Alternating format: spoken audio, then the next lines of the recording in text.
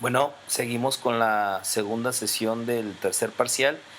En este caso, como parte de los temas de reumatología, también vamos a reconocer que existe una patología que es un motivo muy constante de, pues, de consultas médicas, ¿no? Que en este caso tiene que ver con eh, lumbalgias en general.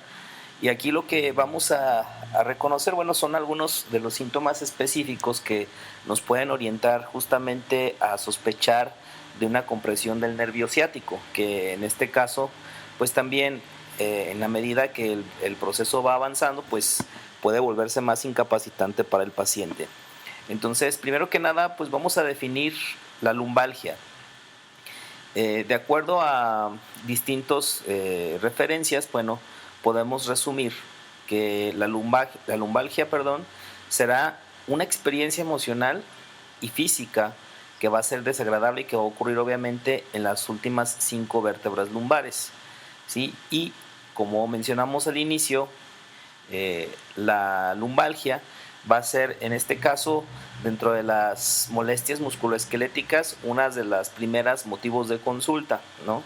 Aquí hay que considerar también muchos aspectos relacionados con la historia clínica del paciente, porque ya sabemos que muchos de ellos van a estar expuestos o estuvieron expuestos a movimientos repetitivos, cargas por arriba de lo permitido, mala técnica para manipular objetos, etcétera.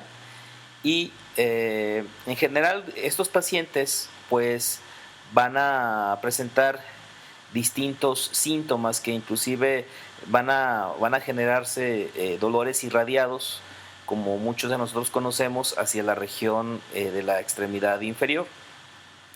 El diagnóstico a veces se vuelve complicado porque eh, no existe un conocimiento amplio muchas veces de las pruebas funcionales que descartan esta patología.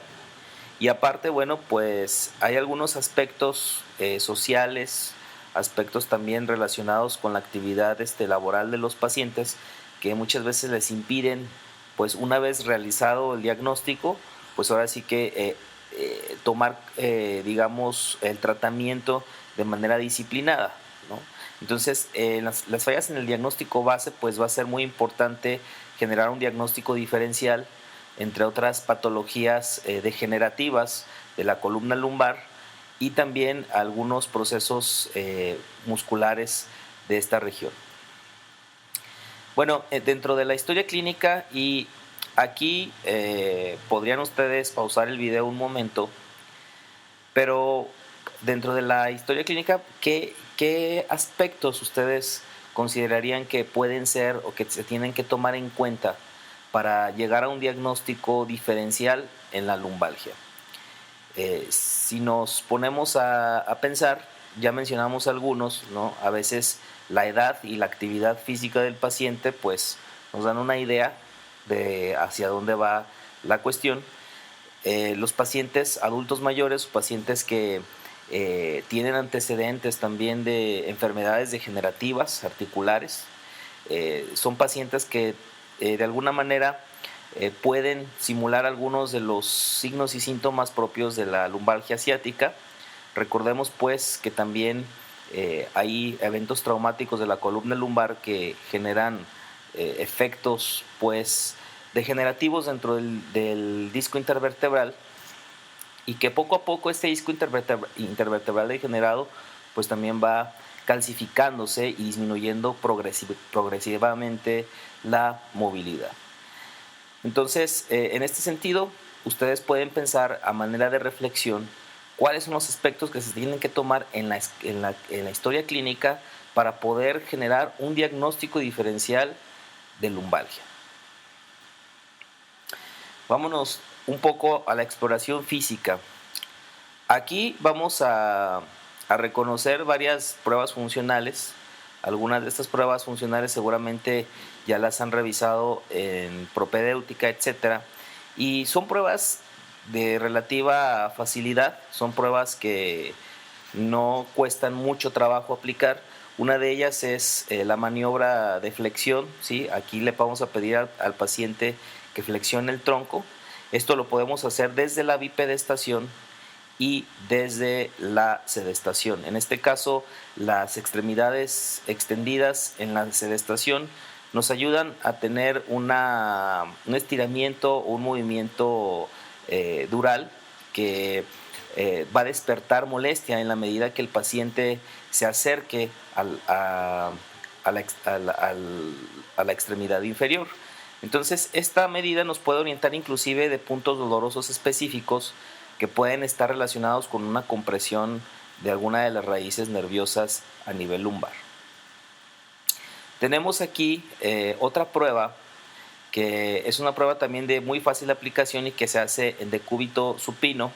Es la prueba de la SEG o la prueba de la SASH, que es básicamente colocar al paciente, como decíamos, en decúbito supino y hacer una progresiva elevación, ¿sí?, de la extremidad sospechosa en donde se irradia el dolor, ¿sí? Si se fijan aquí en la exploración física, tenemos al paciente acostado y tenemos que elevar de manera progresiva y estar observando en qué momento el paciente presenta dolor. ¿Cómo se hace este diagnóstico en términos de si la prueba es positiva o negativa? Bueno, hay que considerar el rango de movimiento. Se supone que de 0 a 35 grados normalmente el paciente pues no va a generar molestia, ¿sí? A menos que exista un daño degenerativo importante o inclusive que haya daño de la musculatura de la región paravertebral. Pero del 0 al 35 grados no deberíamos tener molestia en términos generales.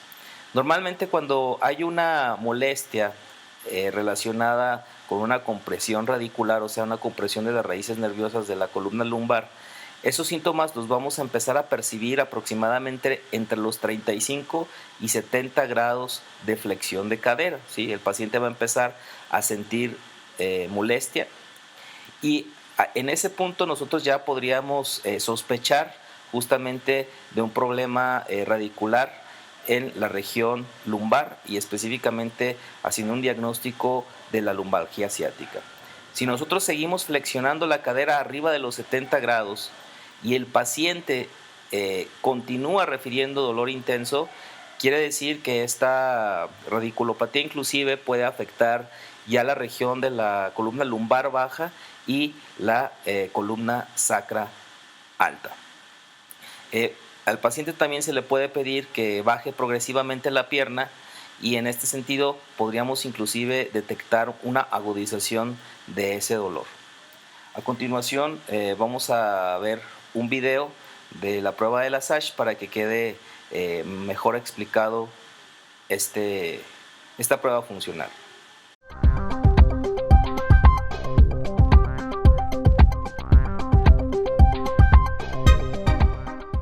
Test de la SEG. Vamos a valorar si existe irritación de las raíces nerviosas lumbares. Para ello, nuestro paciente se colocará de decúbito supino y el terapeuta en bipedestación lateralmente a la altura de la extremidad inferior. El clínico va a elevar la extremidad inferior con la rodilla extendida. Solamente se considera esta prueba positiva cuando aparece dolor intenso irradiado en el recorrido del nervio ciático. La altura de elevación de la pierna nos indica el grado de irritación radicular.